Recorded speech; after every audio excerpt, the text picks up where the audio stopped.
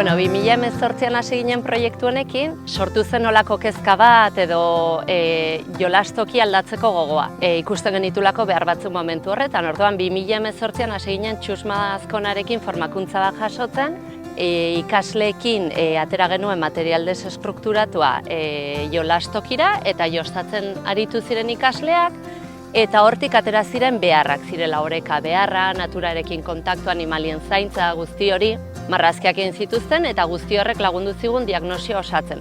Azkenan horri ikusten da ere ikasleek gaur egun pantailek indarra handia duten arren beharra daukatela naturara bueltatzeko.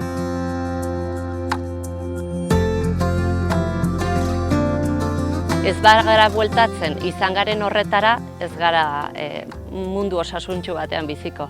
Eta hori egin genuen, oilategi batekin hasi ginen, gero baratzarekin, eta guzti hori egin dugu auzolanetik eta familien partaidetzarekin ere bestela ezinezkoa izango litzatekelako. Leheno jolastokia aspaldi zen belar luziekin eta zemento. Bakarri bat ziren bi porteri. Kendu dute belar luziak. Oilategia egin ginoen gu nahi ginolako animaliak eskolan, eta horren karri ginituen oiuak. Baratzea, nahi ginuen egin lan eta naturarekin, eta eskatu ginuen eta zuek udaletxearekin solastu zenuten.